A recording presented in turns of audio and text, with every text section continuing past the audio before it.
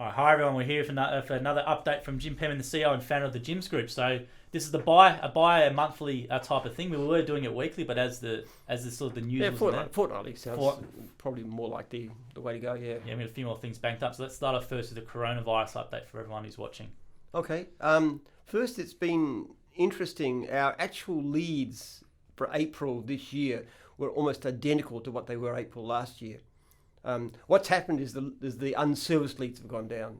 So I think what's happening is that franchisees who are short in one division are taking leads in other divisions, which is a great thing to do. And I've spoken to some franchisees who have really been helped by this. And that's very unique to gyms, isn't it? Being able to take that. So for anyone who's listening or watching at home, thinking, how does that work? Well, if you have a mowing franchisee or let's say they're not struggling, we know they're definitely not mowing guys, but if they wanted to, they were short of work and there was an unserviced lead and they were capable of doing it. For let's say cleaning, that new disinfect code, they could put themselves down for that, and if a job come through, they could take that job from another division. It's particularly mowing leads because there've been quite a lot of those. Mowing division's been very busy, so that's been successful, and we're developing some software that enable franchisees to be able to be informed about just the leads from the divisions they want. Yes, correct. And also we want to have it done so it's in a single email, so they can just be told, hey, these are the leads in division you're interested in that came through. Any of those interest you, or would you like to put down for any of those services? And it's a good thing because it helps us maybe take up more of that, because we have a massive unserviced lead problem, to take up those unserviced leads and hopefully keep more customers happy. And that was done on the basis of a request, and that was refined based on when you initially done it, they were getting leads for everything. So we had skipping franchisees getting a German pointer dog grooming lead, which is quite funny. So I wanted to do it because I wanted to do it fast, but on the other hand, it caused too much aggravation, so we had to pull back on that. But now we're making it an option so that people can get this if they wish to, and for selected divisions, and hopefully that'll be available in the next week or two. And obviously they all have the relevant insurances. Make sure they have that first. Check with their insurance company or Jim's insurance if they do. Well, at the moment we're just saying take the leads first if you wish, and then look on the insurance, because we just want to get people busy. So we're a bit more relaxed than we normally would be because of the situation now. And we've had no issues that I've heard of, so which is good. I mean, we've had a pretty good crisis overall, but it's painful to hear when franchisees are quiet for work. It's upsetting. I mean, personally speaking, apart from not being able to go to church, it really hasn't been that bad an experience. But, it's hard to hear of franchisees who are struggling. So we do want to do everything possible to help them out. And I know that other franchisees have been doing that as well. I know we've had mowing guys obviously offering up gear, their equipment and stuff to some of the test and tag ones, which have been hit really hard. Test and tag, and there's a couple of others. Test and tag and building inspection seems to be in the worst affected divisions. I know building inspection's got a new offer though. I released it the other day with Sam Robinson. About with agents, they're offering free online reporting or something like that. So if you are a real estate agent or interested, check that out as well. But let's say for those people in those divisions, what's the sort of, is it a couple of months you think hopefully it starts picking it up, or what's the... My prediction is this month we're going to start to see the economy starting to come back a bit, because they're talking about relieving. I know there's a discussion on the 11th or something like that where the government's doing it. I know that the government's saying they want people going back to work. Federal government. They want to go back to schools. Though in Victoria the state government's not too keen on that. But I think gradually it's going to be picking up. And as you know, in America, they've got these almost riots about people wanting to go back to work and so forth. There's a lot of people getting pretty sick of the lockdown and just wanting to get back into normal life. It's interesting. The American one, I think the one they showed was the Michigan State House, where they actually stormed it with guns. They were protesting with guns in there. And that was quite concerning, obviously, because if someone did have it, it would have spread to a few people really quickly. But I think also the app, everyone downloading the app will help. Yeah, well, I've got COVID Safe, and I think it's 5 million of downloads so far, and it's great. And they're talking about if you want to go to a restaurant down the track a bit, it'll all be spacing and wiping of meals, but you either have the app or you give your name and your contact details at the door, which is very reasonable. So I think, let's keep each other safe by everybody downloading the COVID Safe app. Yeah, the COVID-19 app, and I think when we talked last time was around 1 million downloads. So in the space of 2 weeks, it's been around 4 million extra, so 5 million. I think it's 5 million now. 5 million total, so which it's is been great. taken up well, which is great, and I think everybody should have it. Yeah, and I'm pretty pleased that the media didn't push this whole scare thing around privacy and that with the app. They generally do that sort of stuff, but I'm glad in this First of all, I trust the government, but also because even if they did, what on earth have I got to hide? I really don't mind people knowing where I am. If somebody hacked it and they said, oh, well, Jim's gone to the supermarket, Yeah, I know, that's the thing, right? People are...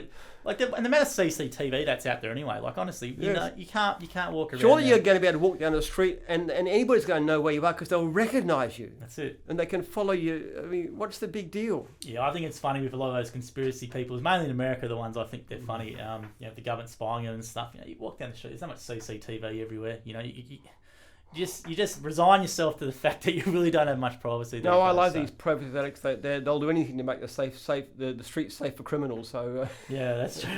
Now, in regards to inquiries, let's say for example, I know it's not something we want to promote too much, but there's been an increase. You know, we showed some website statistics for the Jim's Mowing website, for example, and it's gone up by 10,000 site visits in the last month, which has been pretty... That's right. We've had a tremendous result. And actually, in fact, since November, I think it's like doubled. Yes, correct. The number of inquiries going to jims.net. Yeah, organic searches, yeah. Organic searches has doubled, which is incredible. Something like 20 to 40,000. Yeah, nearly 50,000, yeah. It'd be great to get to 100,000 eventually, but... Yeah. And that's basically, I think, mostly because of the videos and stuff we're doing. We're actually putting so much extra stuff into these sites that it's pulling them up in the rankings and people are coming in. Yeah, we've gone berserk with content, as people would know, with watching this, and it's been great overall for that one especially. But I think as well, just the general opportunities now, I think people, that redundancy feeling is a horrible feeling, and it's a very horrible feeling, and people now, you know, wanting to have an option which is relatively safe. You know, starting a business is never obviously foolproof, but with the gyms option, it's definitely a lot safer. There's been a lot of interest, a heap of more interest in the last 2 months. Yes, yeah. Well, the franchise inquiries are coming in well. Some people are, you know, waiting to see how things pan out. But I'm really reckon during this month is we're going to start to see the crisis easing, even to the extent we've been affected by it. It's good to see New Zealand back, actually. We really missed New Zealand. Well, let's talk about that, yeah. So New Zealand was in full lockdown for 4 weeks. Yeah, and they came back at the end of April. Most divisions, I think, actually, mowing has certainly come back. Well, the way we sort of gauge it's on Facebook Live, because obviously we have franchisees from NZ and from Australia who tell us what's going on. So I know we had a guy, I think Malcolm from Test and Tag, saying last week it was still slow or still not happening, but let's hope maybe tonight he jumps on and says it's a bit... That's how I sort of gauge it. Obviously, that's how we gauge it with cleaning and stuff as well back in the past, and mowing would say they're really good, but... We've actually had a pretty good crisis. It's nothing like. We're talking about body bags and, you know, lining up and people being shut back from hospital. Basically, my daughter works at a hospital and she says there's more doctors than patients. And now they're starting elective surgery again. So we've actually done extraordinarily well. So it's about time we started to come back. No, I agree. I'm very grateful. And you know, everyone whinges about paying a high tax rate and stuff, but this is why you pay a high tax rate. You know, we'll be paying for this for a long time. Exactly. Well, that's true, you know, and that's one of those things. And so what do you reckon about the whole economy moving forward? You're saying a couple of months, but do you realistically think it will be a couple of months, or do you think it'll be a slow trickle up? We're not going back to normal this year. Right. But from this month, my prediction is we're going to start to see a pickup. I mean, the fear is ebbing. A lot of it's fear. People just scared of the future. We were scared too.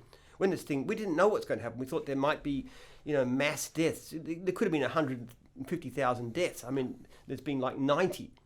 So we just didn't know. And people reacted in very extreme ways. And we did to a certain extent ourselves too. In fact, with the IT department, we actually cut back quite drastically. We've now eased that. We're now bringing people back onto full-time work, and you know, and we've starting some overseas people so we can program Jimbo properly, and there's all kinds of things. It's just the situation's changed. Yeah, and we weren't. Yeah, exactly as you said. We weren't definitely completely, man. We're like any other company. We had to do cutbacks and stuff like that, and there's definitely a lot of fear, even myself included. There's definitely. Well, we were thinking that we might have to shut down completely, like they did in New Zealand for a month. That didn't happen. We never got anything like as bad as that, and we didn't need to either because their death rate in Australia and New Zealand's been very similar. Yeah, it's been quite encouraging, and I think ScoMo will definitely do well in the next election. Well, I think we've as a country we've handled it extraordinarily well. We're one of the best off in the world. Australia, New Zealand, what do they reckon? South Korea, Taiwan. South Korea, yeah, Taiwan. They're the 4 countries that have managed the whole process the best. What do you think about these lawsuits being brought against China? And I saw one for $6 trillion or something by a bunch of American businesses, which I thought was quite amusing. Stupid. Do you think that the actual? Because I was listening to something today as well. They were saying that they reckon over this guy was a senior advisor to Bill Clinton and Obama, and he reckons over the next 10 years you're going to see the globalization of trade really come back to going more internal. Do you think there's a massive opportunity for Australia to start really producing goods again or manufacturing, or how do you see that? I don't think it'll go to that extreme, but I think hopefully manufacturing will get a bit of a local booster. I think it's about time we became a bit less dependent. I mean, look, it's nice to have cheap stuff, but at the same time, it's important to be able to produce ventilators and those kind of things when we need them. And I think some more Australian industry wouldn't do us any harm, even if we had to pay a bit more for some goods. Now, do you think that's the key point? If Australians need to recognise that, obviously we want always the cheapest thing and the best thing, but maybe we might have to start, changing our mindset towards that. So something you mentioned on previously, which let's touch on now, is Jim's Jobs itself and Jimbo. Yeah. So we always give an update on that and where that's sitting at. So let's talk about that. Okay, Jim's Jobs is being put out. It's been set to selective people who are looking at it. We sent out a batch. We had some feedback about some bugs. They've been fixed. It's gone out again. This week we're giving it to formatized users. We say, okay, we want you to know, is there anything about Jim's Jobs? Now let's mention Formatise for anyone who's listening or watching. Formatise was the prior program, wasn't it? Yeah, that's an external third-party program. About 500 of our franchisees are using it. We did recommend it for a time. Mm-hmm. So obviously we're paying for that. Jim's group is paying for that basically out of the technology fee. Actually, we're making a loss on it because it's cost us more than the technology fee. But we want to actually, as soon as possible, have something in-house that we can, so we don't need Formatise anymore. And how's this trial been received so far from what have you been hearing? So far, it's going very well. Yeah. They're finding a few issues with it. We're not in a frantic hurry. We want to make sure we've got a great program. But so far, it's going out to successively larger groups of people giving them feedback. They like the program. There's just a few issues that are arising, and we need to make that work. For example, one of the things they're working on right now is to be able to transfer information from Jim's Online into Jimbo, so your client information can go directly across. Right. From Jimbo. From Jim's Online to Jim's Jobs. Right. To Jim's Jobs. Yeah. I used the wrong term. Yeah. It's going to be great. A lot of advantages to Jim's Jobs will come up. For example, if you pick up a job and you put it into Jim's Jobs, it'll actually let the system know. So if the client then was to ring the office, it's not treated as a new lead. They say, oh, that's Bill Bloggs. And they'll actually send as a message to him that recognises his job. That kind of thing we can do. Why do you think the original Jim's Jobs was so successful? Because I've looked at it, right? I know people still use it in its current form, and I've looked at it. If you look at it, it looks 30 years old, it's outdated or whatever. However, it always gets a raving review, which I find is very interesting. Because it's very simple to use. Right. And that's the big problem. One of the main problems we have with Formatise, very hard to get to use. Those who get to use it eventually kind of like it. They do. But what you'd want is you've got people coming in. You've got close to 1,000 franchises a year joining us up, maybe 700, 800. New to business, they want something that's really, really simple and easy to understand, easy to use, easy to operate, easy to learn. We want to be able to teach people during their induction training, and everybody have it on their phone, so that when they start, the blobs just come plopping in, plop, plop, plop, plop, plop, like that. It's all there. Everything's set up, easy to use. And what I think that was done, which I don't think anyone realised they were doing, is just the user experience you've tailored. The UI itself, what we call user interface, doesn't look the best. It looks outdated, but the user experience itself, in what you're saying, it's so simple that our franchisors, our masters, trainers in it, and they can train their franchisees if they've got any problems. When we try and change something to have all these whiz-bang whistles, it just throws everything out, and people don't want that, which is what you've been finding. Simplicity of use, not a huge number of features, but everything really, really easy to use, easy to learn. That's what you want more than anything. Now, what divisions are currently using the trial? There'll be mowing franchisees using it. Is there cleaning?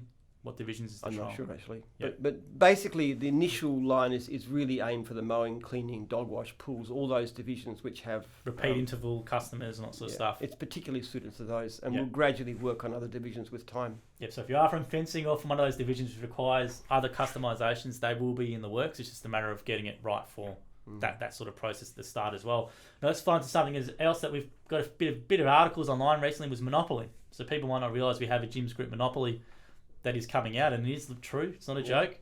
I forwarded you a few articles. 1,500 copies coming at the end of this month. We are told, and we've already got a lot of interest. We've got people who collect every Monopoly set they've ever done. That's one guy got about 250, wasn't it? Is that right? 200. No, he's got 2,500. Oh, 2,500. His name's Neil Scallon. I got an email out of the blue, which is the one I flipped you, and he told me I'm the Guinness World Record holder for Monopoly, and I thought this was a joke, so I just googled his name, and there he is. This is legitimate. So, he's ordered 3 copies, and because he's in England, he has to get it shipped to a friend in Sydney, then shipped over to England. So we've made an international option now for shipping on it. But he's going to do a bit of a video on it. We're going to do a video and send it to him, and they're going to put it on the worldmonopoly.com. So hopefully we get a few international orders, but they don't unbox them. So they keep it in the box. He doesn't play them. He just collects them. So Yeah. We think it's a great thing, actually. We're going to actually offer it to, for the public, it's going to be, for normal rate, it's going to be $60 to $70 after the pre-sale, Yeah. But we're basically letting franchisees, if you want to buy one to sort of give to clients, then we'll let you have it basically cost price, which is about $40. Yeah, we'll do that, and then or plus whatever the shipping is. The idea being that if you want to go into a real estate agent, for example, rather than just going in and giving your business card, you go in and say, "Here's a gift for your kids," which is really good branding, and here's my business card. And since that's somebody who could be worth, tens of thousands of dollars worth of work, it's a pretty decent investment. And then she usually up to the woman get something really nice for it. Yeah, correct. And then that's the idea. So if you can either give it for new business, or if you got really good clients, maybe 5 or 10 massive body corporates you want to look after, give that as opposed to a bottle of wine. Not everyone drinks wine. Monopoly's a fairly non-threatening gift. Like it can be. And every time it's in the house, it promotes the brand and it gives it to the kids. The nice thing about it is that we don't have to make any money out of it. All we have to do is to have it out there and used. And all these kids are growing up looking at gyms all the time and wanting to use gyms and be franchisees and stuff. It's a fantastic thing. What I hope as well is when they open the thing as well and they see the board, the first thing, I didn't know Jim did this.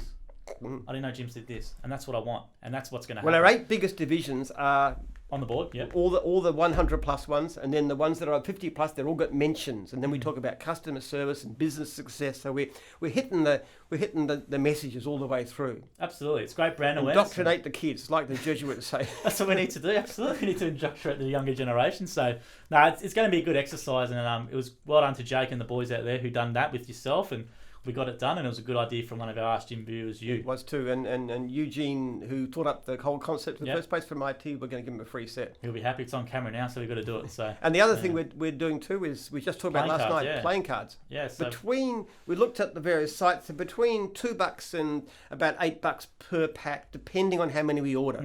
Correct. So we're looking at doing this by division. So we'd love to be in a situation, if we could do it for $2, and you could actually go out and you could give, with a quote, you could give a pack of playing cards for a couple of bucks. It's not that much extra when you're paying, say, $10 for a lead. Yeah, it's just a lot more memorable. I know the guys do stubby holders and stuff like that, but not everyone drinks and stuff, and it's a different gift. Like everyone's got a heap of company stubby holders and pens. Everyone's got that. It's a point of difference. And it would be a great point. Because look at these. Hey, this is something new and something different. And of course, they can collect the amount. Eventually, we might have 50 different playing card packs, and people might want to have all of them. Yeah, you can do fully customizable cards. It's not just playing cards. You can actually change the fronts and stuff as well. So it doesn't have to be that. But the Poké deck was the cheapest one, which you put the Jim's logo on the back. But it's such a good memorable gift, having the Jim's logo with the little web address on the back there, and you're holding it up and you're doing something. Well, once again, hopefully we can get this paid for by the branding fund, and the money goes back into the branding fund, so it really doesn't cost anything. So that's the point. Yeah, it's only a win-win, isn't it? Yeah. It just takes our time internally to set it up and do it, but it's a win-win. So far the sale's going well. The teddy bears, how many teddy bears have we sold? We sold out last time. And then the teddy bears are still sitting there. Haven't been promoting it too much, but I think once it gets to end of the year with gifts and stuff again, they'll buy a lot. We've had one franchisee, Tim, who bought all the building inspection bears when they came, which was 25 of them, and wanted more. So if you are a franchisee watching it, those bears are available for your division. And they're how much? I think they're like $16, $18, but they have custom division shirts. We've got most divisional shirts. So we have to get the shirts from one place and then the bears from another place. So that's a really good gift as well. It's the same thing. You go into a real estate agent or whatever. If it's let's say if it's more of a woman real estate agent or whatever, you give that teddy bear. It's especially a lot more she's got young kids. Yeah, if they've got young kids, they give it to the kids or whatever. But we've had some big orders for that. We've had some antennas guys ordering a few, and we've had building inspections and some others.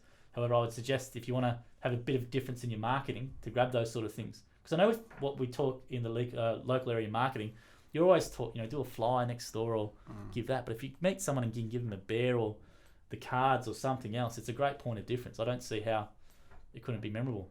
Yeah, I think it'd be fantastic. I could just imagine, you're doing a house and you go to the knock on the day, they just say we're doing some fumigation of the house. Just want to let you know, so if you've got kids in the backyard, it just might be wise to bring them indoors. Look, I'm sorry for your problems. Here's something for your kids as an apology. How nice is that? Absolutely. And with your business card on it, of course. And it doesn't take up much room. You can chuck a couple of decks on the back or whatever it is, and with business cards especially. But even the merch stuff. So we have the Jim's Mowing T-shirts and hats and bucket hats. Like, a couple of them. They're not that expensive. It's an iconic thing. And if people want to walk around as a walking billboard, I always say moving billboard, then why not? So when would you reckon we might get them? Maybe next month, couple of months, or? we have to obviously... We're just investigating, yeah. Just so to investigate. hopefully not too long. We haven't talked about Jimbo either. No, Jimbo. Let's talk about Jimbo. We talk about Jim's jobs, but not Jimbo. Yeah, Jimbo's the franchisors program, which helps franchisors to ring franchisees. It's been going out steadily. Great reaction so far. Franchisors say it's fantastic, really great way of keeping in contact with franchisees, and regularly remind them to do the right thing, and also, because they can dictate notes and so forth, it cuts the time down. And you think because it's going to be a lot easier for a franchisor to do support functions, support levels will rise all around, which will be a win-win for everyone? Well, we know that frequent contact with franchisees is the number one thing that tends to keep franchisees happy, apart from having lots of work, of course. Yeah. But in terms of support, frequent contact is great. So it's going to make it really, really easy. I'm looking forward to having Jimbo set up so I can do my anniversary calls. Right. I'm ringing 10, 15, 20, 25 years. I'd like to be able to ring 5 years too, and make it easier if I could actually have a program that would tell me who to ring, a bit of information, just bang, call them, whatever. So I find it a great experience, actually. And how are those calls going at the moment? What are you finding out? It's good. Do you find out much stuff, or what are they? Mostly very positive. Yep. Mostly people doing really, really well. I was talking on Monday night to somebody who'd been a teacher. Right. And he was just talking about why he loves mowing lawns. And it's so good. He says, first of all, financially speaking, it's vastly better. He's making double what he was. Mm-hmm. But he says, I'm getting great holidays, perhaps at different times of the year, a lot less stress. And he's fit as well, exercise. He's healthy and happy. Yeah. He's just said it's, and he was a senior teacher, he said, but financially speaking, it's been a fantastic decision. It's very encouraging, actually, because I guess we often hear a lot of the bad stories. But with these stories, mostly I get very, very good ones. And they talk about how great their franchisor's been and how much support. And, Steve's a great guy, and because I always ask. And it's on the whole, I think I've only had one person who was a bit negative when I rang, but everybody else has been so positive. It's very, I enjoy it, actually. So if you are a franchisee, tell Jim some positive stories, because we do get a lot of negativity at head office, which is just the way it is. I do really appreciate that. I mean, franchisees, often the 1 month things too, when franchisees respond to that, I appreciate those. And the great majority say the same thing. It's been great. It's been good. My franchisee is fantastic. So it makes me feel good, I must say. It really builds my day when I hear that kind of stuff. Well, that's great to hear in the first month of business. Because if that was an independent business, I don't know how many people after the first month in business would be going, it's going great, it's going really well. So you hear that a lot from that 1 month email, don't you?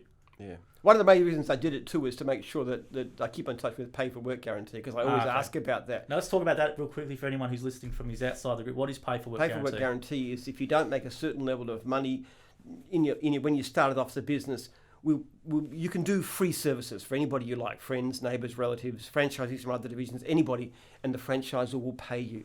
And that's a very effective way of building your business. Even though the amount of money offered isn't much, it's only usually between about $1,000 and $1,500 per week.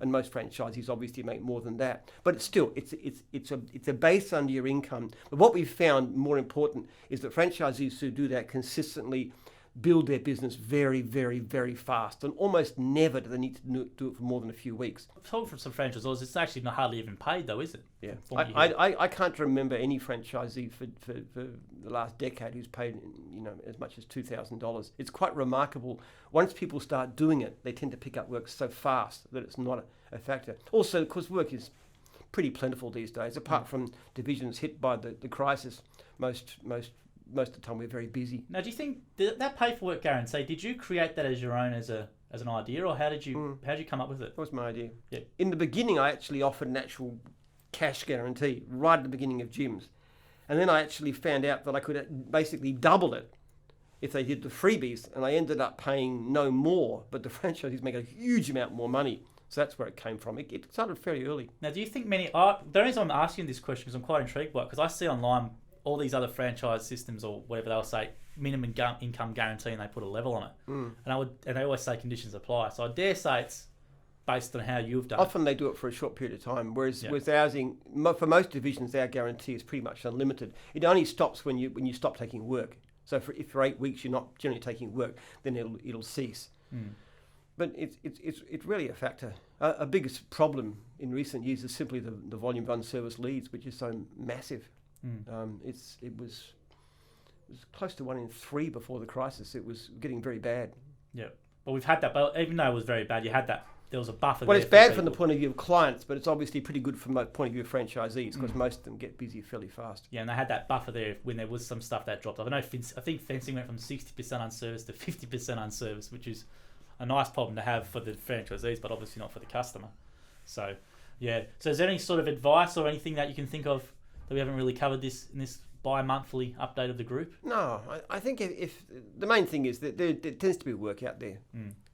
Sometimes it's I think I get frustrated at times because franchisees are saying, because of the crisis and, things are so bad and everything's fear and trembling and stuff, and, I shouldn't have to pay fees or I should pay less fees. And I look at the system and I say, but you're not asking for work. I have seen it so many times that people don't ask for work outside territory, or they've only asked for work outside territory 12 days in the previous year. And I said, why don't you start asking for the work that's available? And they say, oh no, the economy is so bad. And I said, there's plenty of work available. And I showed them the unserviced leads. So I guess just take advantage of what's out there. There really isn't as bad as all that. What's the response you get from people in that situation, or what happens? I can imagine, but I'm just trying to put. Sometimes they listen, sometimes they don't. It's very frustrating at times, but I hate to see people short of work. I know sometimes there's a tendency to say, if only I could get 30% off my leads and save $200 a week, then. Well, actually, not even that. $200 a month, so $50 a week. That would solve all my problems, but it really wouldn't solve them. How much better if you could make an extra $500 a week just by doing extra work that's available, or upselling, or doing the home disinfect service. There's just things you can do, and it's just a time to be looking at different ideas of ways of improving your income, talking to previous clients and stuff, upselling to existing clients. Which we had a lot of franchisees do, and they shared with you what they were providing to them, and that's the great mindset, and that's what they've done. Yeah. Where she said, I know it's because Jim's is a microcosm of society, I guess, in a way. You have 4,000 franchisees, you're going to have some people are like this and some people are like this. So we had ones who were really proactive in their business, and then the ones who, as soon as the crisis went, this is a time where, I can just blame. I know it's a tough time. I'm not saying it. There's some divisions like test and tag and building inspections were hit hard, but there might have been other ones in mowing, for example. We know mowing's got plenty of work. And most franchisees have been very proactive and very good at it. Most of them have done good stuff. They've done the upselling. They've done those things. You get frustrated that everybody can't see it that way, but we just try and help them to understand what to do. If you are struggling, please talk to your franchisor as well about those areas and opening it up. Or email myself, jim@jims.net. I'm actually personally putting a whole lot of franchisees on cross-divisional work and stuff. Always happy to talk to any franchise. Okay. Yeah, I do it myself. Yeah. I like to keep contact with franchisees. I know it's strange, but it's good to know what's going on. I find it very useful because it's not just, sometimes I can help the franchisee, but surprisingly often they bring me some information about something that's gone wrong with the system. Even complaints sometimes. I was getting complaints from one particular franchisee that was getting, they weren't due, they were taking post-dated leads which were like a fortnight ahead, and they got two different complaints because clients don't want to wait 2 weeks. And I just looked at it, and I did delete the complaints because they were technically okay. But then I went to IT and said, listen, after speaking to some of the staff in the office, how long ahead could we reasonably look? And 3 days. So you're not going to be able to put down for post-dated leave for more than 3 days because people won't wait more than 3 days. True. Oh, definitely. No way in this market when I get everything right now. That's right. I mean, if somebody who rings up on Friday, they might prepare to wait till Monday, but they won't wait till the following Friday. So that was just something that came out of me corresponding with franchisees. I really like that. And I look at complaints all the time, and I know that upsets people. But one of the things we're doing a lot now is that when a complaint comes through, the franchisee is going back, fixing the problem, satisfying the customer, exchange of text come through, send them to me, delete the survey, delete the complaint, change to 5 stars. To me, that's really positive. The franchisee feels good. Now, maybe they've done some extra work they weren't really planning on, but the fact is they've understood perhaps better how to define the job in future so it doesn't happen, but the client's happy and they're telling everybody else Jim's is good. And that's a very positive thing. This is just something I've been doing the past couple of months. You've definitely relaxed it a little bit, haven't you, with that sort of stuff? Well, I've relaxed in a sense, but in another sense we're actually saying more. We're saying, hey, I don't want to just keep you with the black mark. I'd rather get rid of the black mark and put you up to 5 stars and make the client happy. That's a lot more valuable than having a permanent black star. And black mark. And most franchisees are actually doing very well. I mean, a great majority of franchisees are 4.6 and above, and more and more are going like 4.8, 4.9, even 5.0. Has that been increasing in the last couple of months? Absolutely. Because you can actually check on the system. If you have a look at a franchisee, you'll see their overall star rating, and you'll see the star rating since June. And very often it's substantially higher, like historically like 4.5. And since June last year, it's been 4.8. And down the track a bit, what we're going to do is we're going to allow franchisees to get rid of the old ones, because we're not interested in what happened 2 years ago. We're interested in what service you're giving now. So that comes out of the calculation. So if they've got, let's say they've been around for 10 years or 8 years or whatever. We wipe off the past. I had one site who was like 4.5 because of he had a problem like in 2017. That's affected because he's only had that. Let's say he's had many taken many leads or something, has he? Yeah. So his new leads are all fantastic. So he just had some problems in his life. Yeah. So I actually went back and I deleted all the old surveys, which is quite reasonable, and kept the new ones. And he jumped up to about 4.9 because he's a great operator. He just had a bad stretch. For anyone listening, or if you're a customer especially or watching, people don't understand how serious our franchisees take the complaints. Very serious. It's not a situation where if it's another company, you email head office and some, let's say, low-level person or whatever, it's just sorry to hear that, blah, blah, and that's it, not getting fobbed off. The process is very, very, very full on. The CEO of Jim's Group and the brand name actually reads the complaints and looks at what can be done and communicates with the franchisee about it. Well, I flicked one for you last night, which was a product review one, where a franchisee rang the customer back, and Jim responds within the same night, who is it, and asking about it. So found out who it was, communicated with the franchisee, let them know very clearly what they're supposed to do in future. And it was don't ask what he did is he asked the franchisee, the customer, to remove the complaint. Yeah. And the customer got very surety about this and said, I wouldn't use him again. So I actually wrote back to him and said, first of all, the fact you did that is a serious complaint in itself. But next time, what you do is you go back, fix the problem, make the client happy, get an exchange of texts. Nobody's going to object to that. All you got to do is to send a text to say, look, are you happy with the way it looks now? Yes, fine. Send that to me. Complaint gone, 5 stars. This was a great operator. Actually, he's a 4.8. He's a really good franchisee, and he was very upset about the black mark. But what he had to understand is this is how you get rid of it.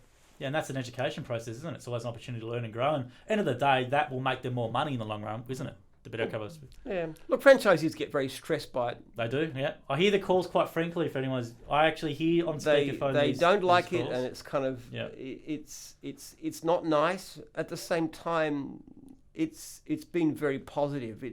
I believe it's one of the factors that's kept us so busy during this crisis, because I know a lot of independents are really hurting, but our leads have held up remarkably well, and most of our franchises are making good money.